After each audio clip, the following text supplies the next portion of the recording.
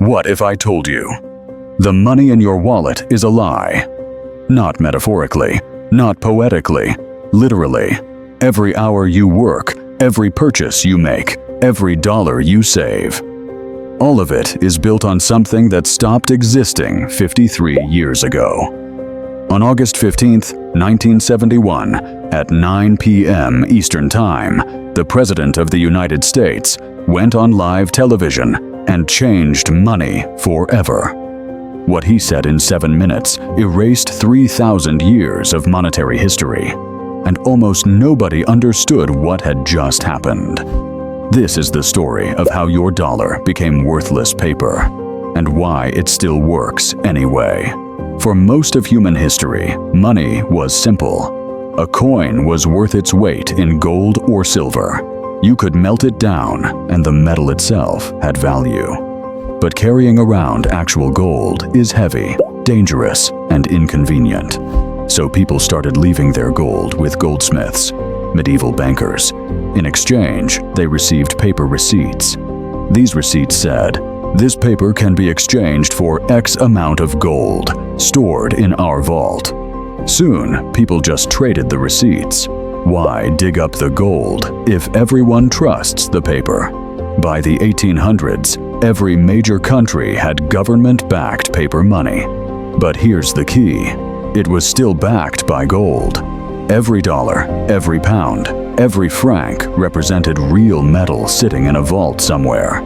In America, this was called the gold standard.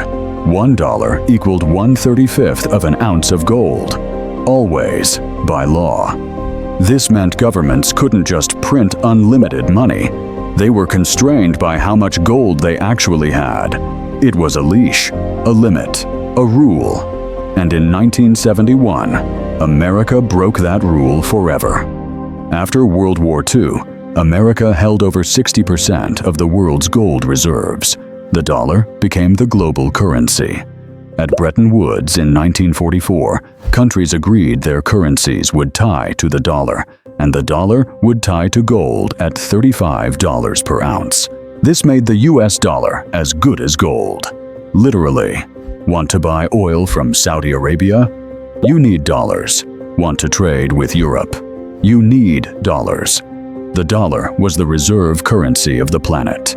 But there was a problem. America was spending more than it had. The Vietnam War cost billions. Social programs cost billions. And other countries started to notice. In 1965, French President Charles de Gaulle did something audacious. He sent a warship to New York Harbor and demanded France's gold back. Not paper dollars, actual gold. Other countries followed. Germany, Switzerland, Britain. Everyone wanted their gold.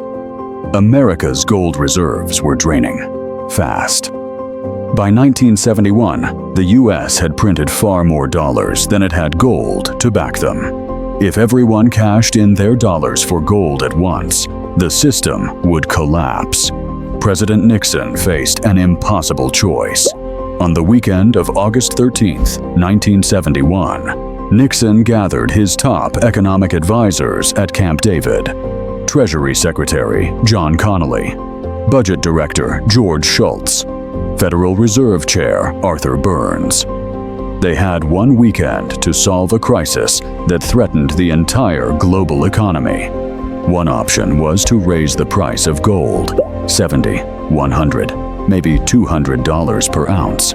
Devalue the dollar, but stay on the gold standard. Too slow. It would only delay the inevitable. Another option was to impose wage and price controls, reduce spending, and defend the dollar at all costs. Politically impossible during an election year. Then there was the third option. Do the unthinkable. Close the gold window permanently.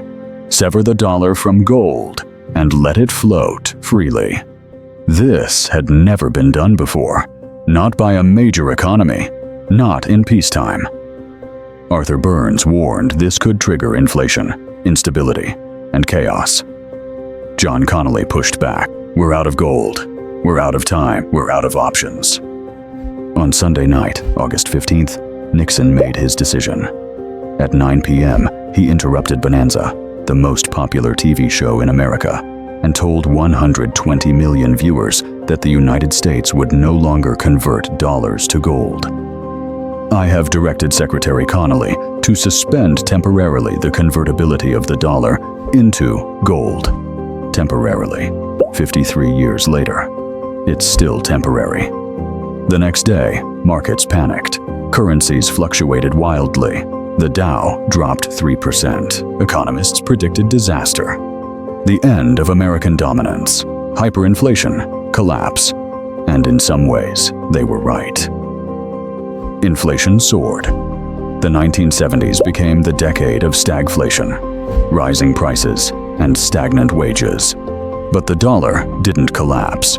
Instead, it did something stranger. It became more powerful. In 1974, the US made a deal with Saudi Arabia. Sell oil only in dollars, and we'll protect you militarily. This created the petrodollar system. Every country that needed oil, which is every country, needed dollars. Today, over 60% of global currency reserves are still held in US dollars. Not because of gold, but because of trust and power. The dollar is now backed by the full faith and credit of the US government, the world's largest military, and a global economy that's too interconnected to let it fail. Your dollar isn't worthless because of what it's made of. It has value because the system requires it to have value. So, what did we lose when we left the gold standard? We lost the leash. The government can now create money at will. During COVID, the Fed printed 40% of all dollars ever created. 40% in just 2 years. And we're seeing the consequences. Inflation, asset bubbles, wealth inequality. Those closest to the money printer, banks, corporations, asset holders, get rich. Everyone else watches their savings lose value. But here's the paradox. Fiat currency also gave governments the flexibility to respond to crises, to prevent depressions, to stimulate growth. Would we have survived 2008 or 2020? On a gold standard? Maybe not. We traded one kind of stability for another. Hard money for flexible money. Constraint for control. Your dollar is worthless paper, but it's also the most powerful worthless paper in human history. The question is, for how much longer? So here's my question for you. If you could go back to August 1971, would you tell Nixon to keep the gold standard, or do exactly what he did? Let me know in the comments. And if this changed how you think about money, subscribe, because this is just the beginning.